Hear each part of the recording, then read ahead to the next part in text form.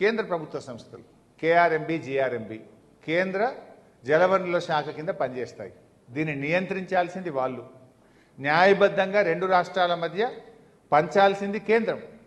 దానికి పరోక్షంగా ఇలా బీజేపీ పూర్తి మద్దతు. పునర్విభజన చట్టంలో నిబంధనలను ఆంధ్రప్రదేశ్ ప్రభుత్వం తుంగలో దొక్కుతుంటే నియంత్రించాల్సిన కేంద్రం నిధులిస్తూ తెలంగాణకు ద్రోహం. ఎందుకు ఈ మాట అంటున్నంటే, ఇలా పోలవరం బనకచెర్ల ప్రాజెక్టుకు సాయం చేయండి. ఇక్కడ చూస్తే మీరు సిఆర్ పాటిల్తో కలిశారు, పీయూష్ గోయల్తో కలిశారు అని ఇదంతా మనం న్యూస్ ఐటమ్ ఉంది.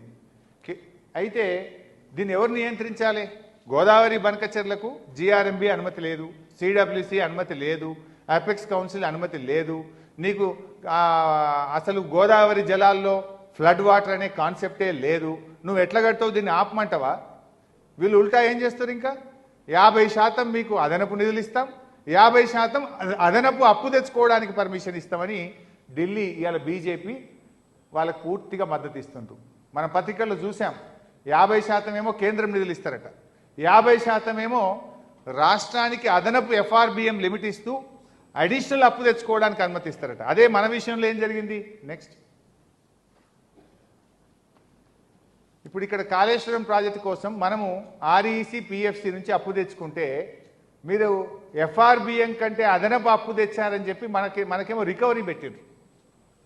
మన ఎఫ్ఆర్బిఎం ఇయర్ కోటాలో మీరు కాళేశ్వరం ఆర్ఈసి నుంచి అప్పు తెచ్చారు, మీరు కాళేశ్వరం ప్రాజెక్టు మన పాలమూరు ఎత్తిపోతల పథకానికి నిధులు ఖర్చు పెట్టారు, మీ అప్పు రాష్ట్ర రుణ పరిమితిని మించింది అని మనకేమో రికవరీ పెట్టిండ్రు.